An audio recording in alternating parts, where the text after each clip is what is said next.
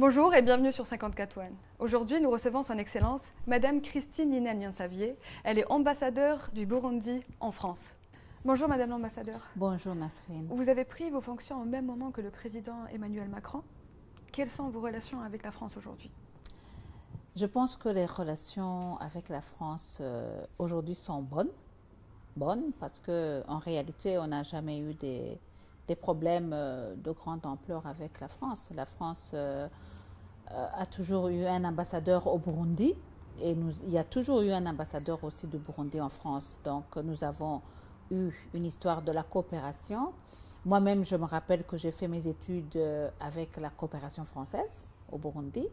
Donc les relations se sont un peu refroidies à un moment, mais actuellement, elles sont bonnes. L'histoire de votre pays est jalonnée de violences, de coups d'État. Vous avez connu 5 décennies de massacres. Que s'est-il passé exactement dans votre pays?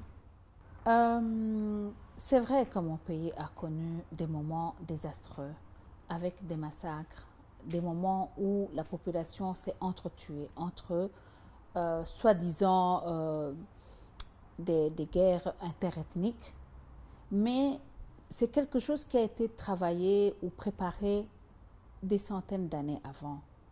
Et nous avons aujourd'hui la preuve et la certitude que l'existence même des ethnies qu'on parle quand on dit les Tutsis, les Hutus et les Batwa, c'est tellement artificiel et ça ne correspond pas à ce qu'on appelle ethnie dans les autres pays. Par exemple, quand on dit la définition réelle d'une ethnie, c'est un groupement de population qui a la même culture, qui a la même culture, la même langue, le même territoire. Alors qu'au Burundi, les Hutus, les Tutsis et les Batwa parlent la même langue, le Kirundi. Ils vivent sur le même territoire, le Burundi, le même territoire. Hein.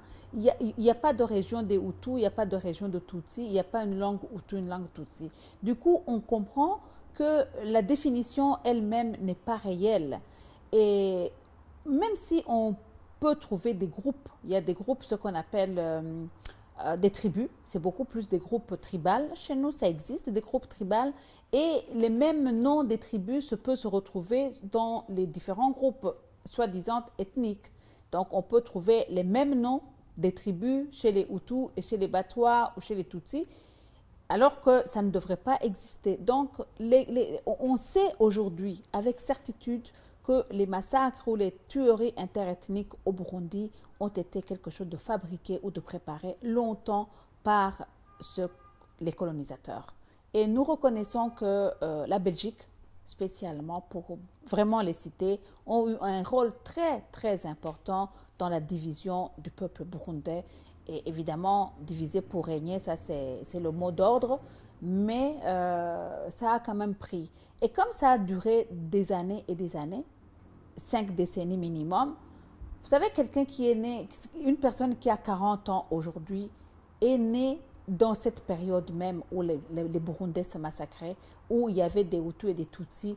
Il est né dans un groupe, il se croit ennemi de l'autre groupe, il s'est cru longtemps ennemi de l'autre groupe, alors que réellement, c'était la même population, c'était le même peuple, c'était des frères et sœurs qui s'entretuaient entre eux. Donc, il n'y a pas... c'est vraiment dommage ce qui s'est passé. Mais heureusement qu'aujourd'hui, les Burundais sont conscients de ces moments, de ce temps passé, et nous avons la certitude que nous allons nous en sortir une fois pour toutes. Il y a une commission Vérité-Réconciliation qui est en train de faire son travail, et j'espère qu'ils ne vont pas mettre beaucoup d'emphase sur la différence ethnique, mais qui vont plutôt regarder les origines et essayer de réconcilier réellement la population burundaise. Et cette crise, ce n'était pas une crise ethnique entre 2 ethnies différentes? Oui, mais bien sûr. Vous dites que ça a été manipulé par la Belgique, donc je pense que le problème existait déjà. Non, justement, c'est la Belgique qui a créé la différence ou la division entre les Hutus et les Tutsis et les Batwa. On a divisé la population et il a fallu créer cette division pour que la population commence justement à se haïr. Et puis l'autre phénomène, c'était aussi scolariser les uns et ne pas scolariser les autres. Élever une élite dans un groupe de population pendant que les autres restaient à la maison pour faire le petit travail de la maison. Donc, ils ont franchement préparé cela pendant des années et des années. Et aujourd'hui, on pense et on a voulu accepter que ce sont des idéologies. Donc, il y a une idéologie Hutu, une idéologie Tutsi. J'ai entendu quelqu'un me parler de ça. Et je pense que ça a pris une autre forme. Mais les gens se sont entretués disant que ce sont les Hutus qui tuaient les Tutsis et ce sont les Tutsis qui tuaient les Hutus. Mais Dieu seul sait combien de fois ils se sont trompés. Combien de fois ils ont pensé qu'ils ont tué les Hutus pendant qu'ils ont tué les Tutsis. Combien de fois les Tutsis ont pensé tuer les Hutus et ils ont tué aussi des Tutsis, ainsi de suite. Donc, il y a eu beaucoup d'erreurs et aujourd'hui, on le regrette amèrement. Mais selon l'ONU, il y a eu 300 000 personnes mortes. Et essentiellement, il y avait une ethnie qui était supérieure à l'autre. Non, la vérité, c'est que quand on fait les calculs de cette idéologie Hutu-Tutsi, on a 84% de la population burundaise serait Hutu et 14% de la population burundaise serait Tutsi, avec cette autre petite minorité qu'on appelle les Batwa qui sont moins de 1%. Donc, ça, ce sont aussi, comme je le disais, des divisions qui ont été créées ou chiffrées. Et ce qui est encore pire aujourd'hui, c'est qu'on a des enfants mélangés. Il y a une génération qui est née des Hutus et des Tutsis ou l'inverse, et on ne sait plus. Et nous avons aussi une autre génération qui est née des pères étrangers ou des mères étrangères. Parce que depuis 1972, par exemple, il y a eu une forte exil, un fort déplacement de la population burundaise qui ont fui justement des massacres, qui se sont retrouvés à l'étranger et qui sont grandis, ils se sont mariés, ils ont fait des enfants avec les femmes ou les hommes des pays où ils ont émigré. Donc, du coup, on a des générations qu'on ne peut pas appeler Hutu ou Tutsi, mais qui sont tout simplement burundais parce qu'ils sont nés d'un Burundais ou d'une Burundaise. Une crise politique a commencé en avril 2015 au Burundi, suite à la décision de votre président de briguer un 3e mandat. Pouvez-vous revenir sur ces faits ? Oui, je veux bien revenir là-dessus. Et aussi, comme je le disais, il y a toujours une manipulation extérieure. Vous savez, cette crise de 2015 pouvait ne pas avoir lieu si les gens avaient été honnêtes. Quand Pierre Nkurunziza est devenu président en 2005, on reconnaît très très bien que ce n'était pas un mandat qui était comme les autres mandats qui ont suivi, parce que c'était un mandat parlementaire. Il a été élu au sein par les représentants du peuple, par le Sénat et l'Assemblée nationale. Il n'avait pas été élu au suffrage universel comme c'était dans la Constitution. La Constitution parle de 2 mandats successifs au suffrage universel. Donc, ça veut dire que Donc, pour vous, ce n'était pas un premier mandat? Non, ce n'était pas un premier mandat, c'était un mandat de transition qui devait faire en sorte qu'on parte qu'on mette une séparation entre cette période de crise où le Burundi a eu des difficultés à être géré, où il y avait que des armes qui parlaient, il y avait que des massacres qui parlaient.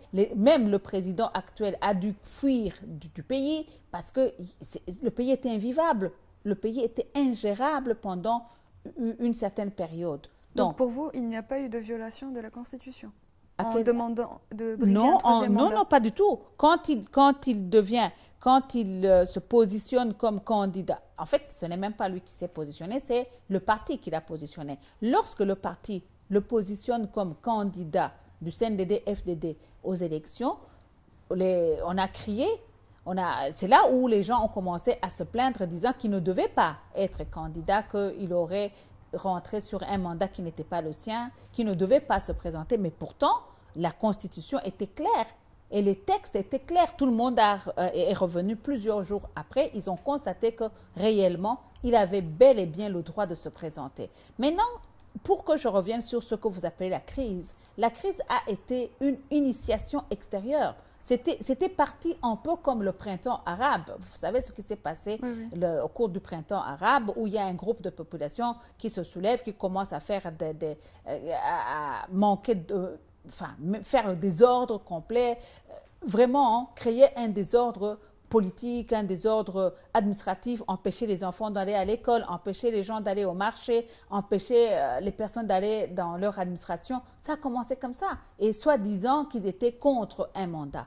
Et finalement, on sait qu'ils ont été soutenus, appuyés par les puissances extérieures.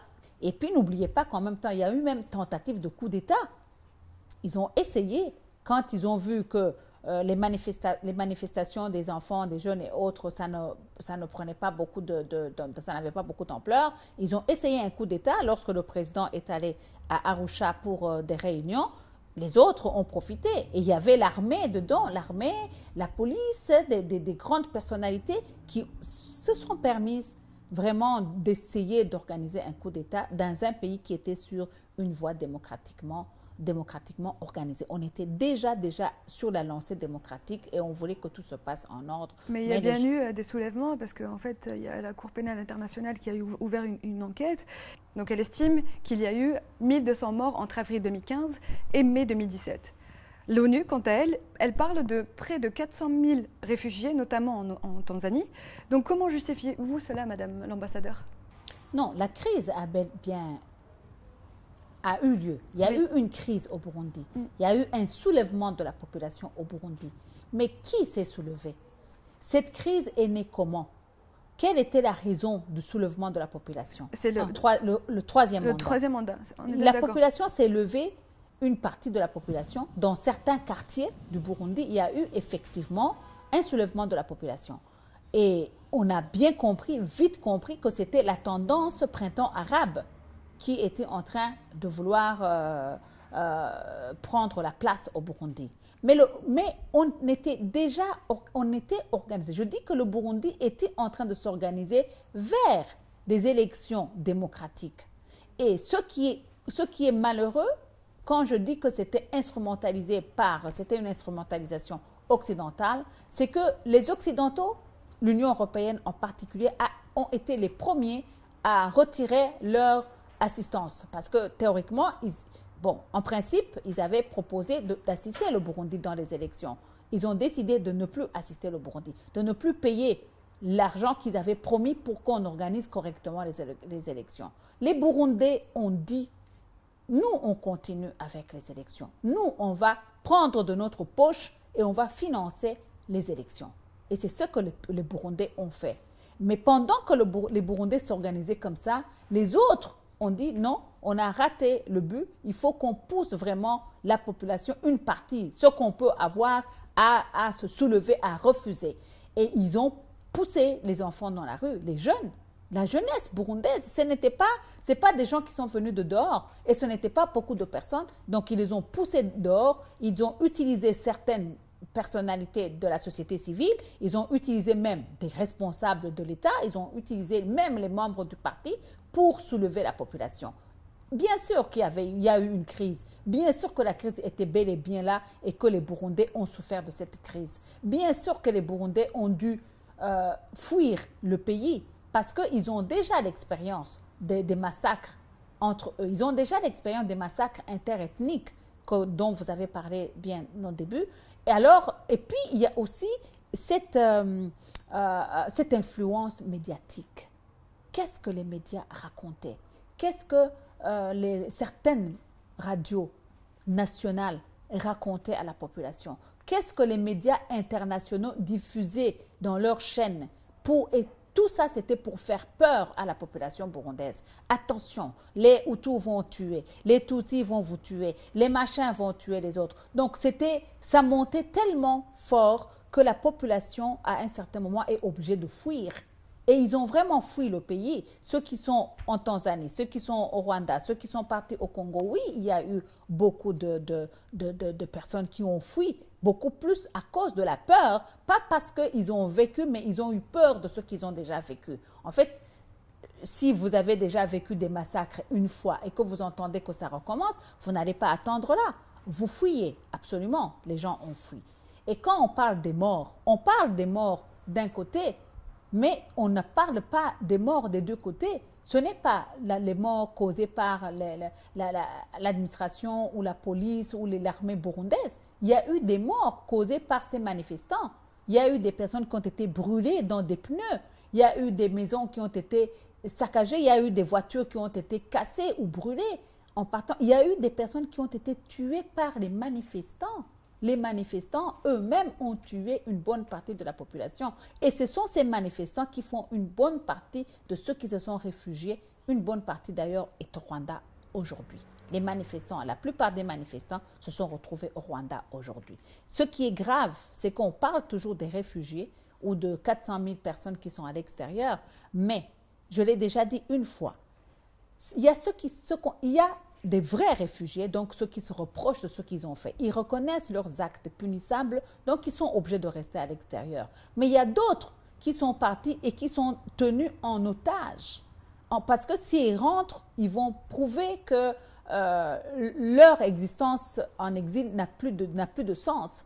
Donc on les garde là-bas, on les confisque à l'étranger, comme ça on continue à dire que le Burundi reste accusé d'avoir 400 000 personnes à l'étranger. Mais il faut aussi reconnaître que, je l'ai déjà dit aussi sur une chaîne de télévision, que la route entre le Burundi et le Rwanda est ouverte. Donc les gens, les mêmes personnes qui sont réfugiés au Rwanda, qui s'appellent des réfugiés au Rwanda avec des cartes de réfugiés, ils passent leur journée, leur week-end, leur vie au Burundi, ils ont leurs affaires au Burundi et de temps en temps, ils retournent au Rwanda pour marquer présent, réfugié présent. Et les autres, ils sont là, mais ils attendent ce qu'on appelle le système de réinstallation. Je ne sais pas si vous êtes au courant de ce que c'est la réinstallation. À un certain moment, les Occidentaux, les pays occidentaux, surtout le Canada, vont dans des camps des réfugiés et sélectionnent un groupe de personnes qu'ils réinstallent dans les autres pays. Donc, les gens sont là en attendant d'être réinstallés au Canada, aux États-Unis, en France, en Suède, n'importe où, dans quel pays. C'est pour ça que la plupart restent dans ces camps. Mais ceux qui sont réellement condamnés ou condamnables pour leurs actes, ils se connaissent et eux, ils ne peuvent pas rentrer et ils préfèrent rester avec d'autres personnes à l'extérieur. Vous parliez du Rwanda. Quelle est aujourd'hui la relation du Burundi avec le Rwanda ? Je dis toujours que les relations entre le Burundi et le Rwanda, ce sont des relations entre deux frères ou deux sœurs. Il arrive que deux frères ou deux sœurs ne soient pas d'accord sur certains points, ou se chamaillent, ou se querellent pour des problèmes internes, des problèmes familiaux, et qui peuvent toujours se régler à la maison et à l'amiable. Je crois que les relations entre le Burundi et le Rwanda, politiquement, on peut dire politiquement froid, mais socialement, les relations continuent. Politiquement, ça peut se régler et ça se règle, c'est en train de se régler. J'ai écouté dernièrement le ministre des Affaires étrangères du Burundi dire qu'effectivement, les relations entre le Burundi et le Rwanda sont en train de se normaliser. Et c'est une bonne chose. Je crois que les relations entre le Burundi et le Rwanda, ça ne peut pas s'éteindre, ça ne peut pas se durcir ou faire en sorte que la population souffre de ces relations. Donc les politiques doivent réellement trouver rapidement des voies pour s'asseoir encore sur la même table et échanger et travailler ensemble comme des frères et des sœurs. Le 17 mai dernier, les Burundais ont voté oui par voie référendaire, en fait sur la réforme constitutionnelle voulue par le président Pierre Nkurunziza, lui permettant ainsi de briguer 2 autres mandats de 7 ans. Cette révision de la Constitution n'est-elle pas une violation aux accords d'Arusha ? J'ai toujours parlé des accords d'Arusha comme des accords qui ne doivent pas être considérés comme la Bible. Il n'y a que la Bible qui ne change pas, mais encore que même la Bible ou le Coran pour les musulmans, ça ne change pas. Ce sont des textes qui sont écrits, on les adopte et on les vit comme ça. Les accords d'Arusha ont été faits pendant une période de guerre. C'était en 2000. En 2000, c'était une situation de tension et il fallait trouver la paix. Ils se sont assis ensemble, ils ont trouvé des points d'entente. Ils se sont entendus sur plusieurs points, d'ailleurs, qui sont... Et surtout de partage de pouvoir. De partage de pouvoir, bien sûr. Entre les ethnies. Mais aujourd'hui, on ne peut pas dire qu'on doit vivre sur base des accords d'Arusha, parce que les accords d'Arusha ont permis d'écrire la Constitution en 2005, et ce sont ces mêmes accords sur lesquels on s'est basé aussi en écrivant l'actuelle Constitution. Et je pense qu'on a pas violé les accords d'Arusha. Seulement, il a fallu qu'on considère les accords d'Arusha comme des éléments dynamiques. Ça ne peut pas être statique, ça doit évoluer avec le temps. Depuis 2000 jusqu'en 2018, je crois qu'il y a eu beaucoup de choses qui ont changé au Burundi et qui ne sont plus, qui ne sont plus en valeur par rapport aux accords d'Arusha. Donc les accords d'Arusha, ça ne peut pas être un problème. D'ailleurs, aujourd'hui, je réaffirme que ces accords ont inspiré une bonne partie de la Constitution actuelle. Ce n'était pas du tout une volonté du président seul. La population burundaise s'est exprimée au travers de la Commission nationale du dialogue, où ils ont demandé justement que la Constitution change et que certains éléments, certains articles de la Constitution puissent être modifiés parce que, comme je vous le disais, ça ne correspondait plus au moment où le Burundi était arrivé actuellement. Donc ce n'est pas, et encore, ce n'était pas pour qu'il se pérennise, qu'il reste au pouvoir. Non, c'était plutôt pour permettre que les pouvoirs qui vont suivre, les mandats ou les pouvoirs qui vont suivre puissent avoir assez de temps pour mettre à bout leur programme d'action. Donc ça n'a rien à voir avec un individu, ça n'a rien à voir avec le président Nkurunziza, mais il s'agit de la population burundaise. Les principaux leaders de l'opposition ont fui le pays. Y a-t-il une réelle opposition aujourd'hui au Burundi? Au Burundi, il y a une réelle opposition. Le premier vice-président de l'Assemblée nationale est président et membre de l'opposition, la plus grande, Agathon Rwasa. Il est au Burundi, il n'a pas quitté le Burundi, ses adeptes, ses adhérents, ses membres sont au Burundi et ils vivent bien avec le Burundi, même si de temps en temps, ils crient toujours qu'il y a eu il arrive toujours des crises. Ça arrive, comme je vous le disais, il y a toujours des crises entre des frères, entre des sœurs, mais parfois, ce n'est pas vraiment politique, comme on peut le dire. Mais c'est plutôt la société, c'est social. Mais les opposants, les vrais opposants sont au Burundi. Il y a plusieurs partis d'opposition au Burundi. Entre-temps, donc, je parlais d'Agathon Rwasa, qui est membre d'un parti FNL, qui est là. Il y a d'autres partis politiques qui sont au Burundi. Et ceux qui sont à l'extérieur, je suis sûre que vous voulez parler du Sénarède. Le Sénarède, qui est basé en Belgique aujourd'hui, a regroupé ceux qui ont quitté le Burundi en 2015 et qui sont partis parce qu'ils ont décidé de trahir, en fait, la démocratie burundaise. Et la plupart de ces personnes qui sont dans le Sénarède aujourd'hui, il y a même celui qui était porte-parole du parti au pouvoir. Il est dans le Sénarède aujourd'hui. Il est parti pendant cette période. Est-ce qu'il est opposant? Est-ce qu'il était opposant? Non. En 2015, il n'était pas opposant. Il est devenu opposant à l'étranger. Il est devenu opposant en Belgique. Il y a d'autres partis comme le MSD qui sont partis aussi à l'étranger, mais qui ont toujours voulu avoir le pouvoir par la guerre, par la crise. Ils ont toujours créé des crises. Lui, franchement, ce parti, c'est un parti beaucoup plus instrument de la déstabilisation du pays. Et ils jouent bien leur rôle de déstabilisation parce qu'ils sont toujours les premiers à lancer des mots d'ordre pour boycotter le pouvoir. C'est un peu le rôle de l'opposition. En fait, l'opposition intelligente, c'est l'opposition qui construit. C'est l'opposition, je ne dis pas qu'ils doivent épouser l'idéologie du parti au pouvoir, mais ils sont là pour dire, là vous n'êtes pas bien, là vous n'avez pas bien fait, là vous n'avez pas bien fait. On ne leur demande pas de dire que là vous avez bien fait, là c'est bien, lancer des fleurs au parti au pouvoir, mais dire que ça ne s'est pas bien passé. On est d'accord et on le corrige ensemble. C'est pour ça qu'il y a l'Assemblée nationale. C'est pour ça qu'il y a un Parlement où l'opposition a le droit de venir dire, donner sa position sur les lois, donner sa position sur toutes les décisions que l'État ou le gouvernement peut prendre. Donc voilà l'opposition que moi je considère. Maintenant, ceux qui sont à l'étranger, ceux qui veulent rentrer, rentrent. Alice Nzomukunda, elle est membre d'un parti d'opposition. Elle a vécu longtemps. Elle était vice-présidente du Burundi. Elle est partie en exil en Belgique. Elle a vécu là longtemps. Mais du jour au lendemain, elle s'est dit non, je préfère retourner au Burundi. Après avoir raconté, parlé, été même dans le Sénarède, un jour, elle a dit non, je préfère rentrer. Elle est rentrée au Burundi. Elle est sauve. Il n'y a rien qui l'inquiète. Elle participe dans les activités du pays comme membre de l'opposition.